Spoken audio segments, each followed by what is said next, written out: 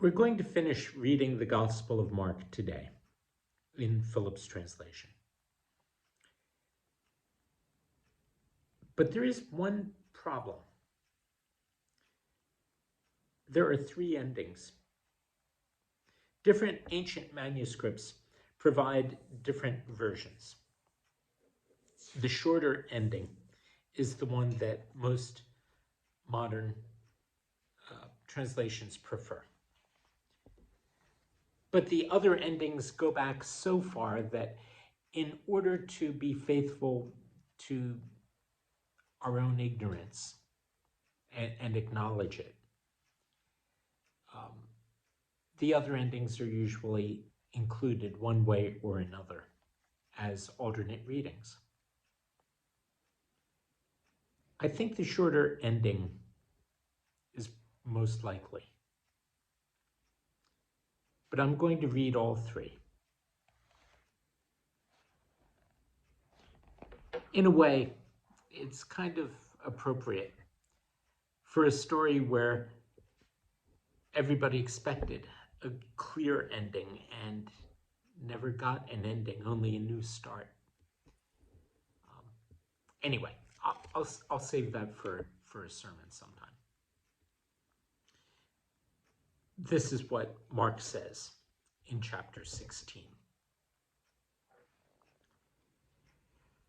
When the Sabbath was over, Mary of Magdala, Mary the mother of James, and Salome brought spices so they could go and anoint him.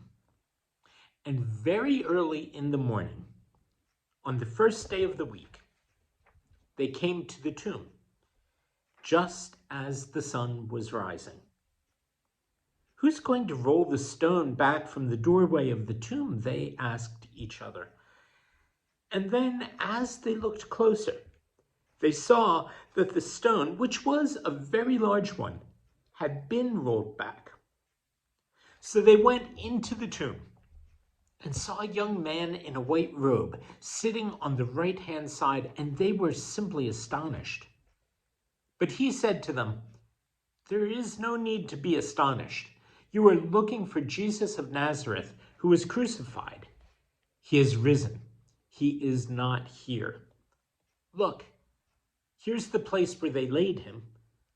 But now, go and tell his disciples and Peter that he will be in Galilee before you. You will see him there just as he told you." And they got out of the tomb and ran away from it. They were trembling with excitement. They did not dare to breathe a word to anyone. Some continue from there. But they gave all these instructions briefly to Peter and his companions. Afterwards, Jesus himself sent out through them from east to west the proclamation of the holy and incorruptible message of eternal salvation. And then Philip labels this an ancient appendix.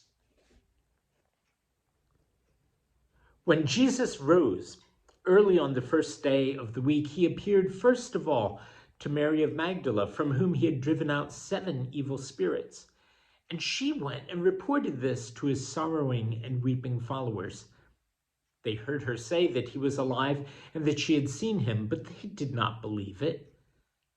Later, he appeared in a different form to 2 of them who were out walking as they were on their way to the country. These 2 came back and told the others, but they did not believe them either.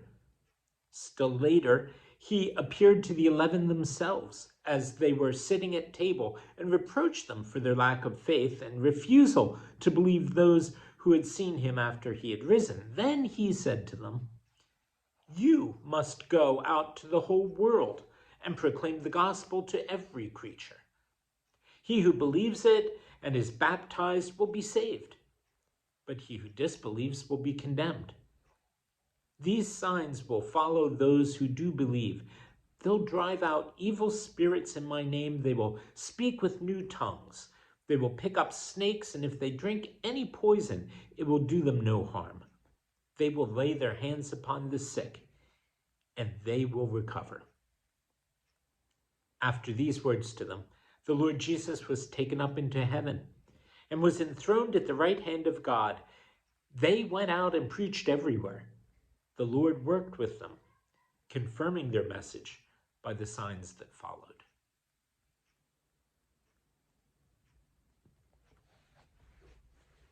Pick your ending. Even better, write your own from your own life.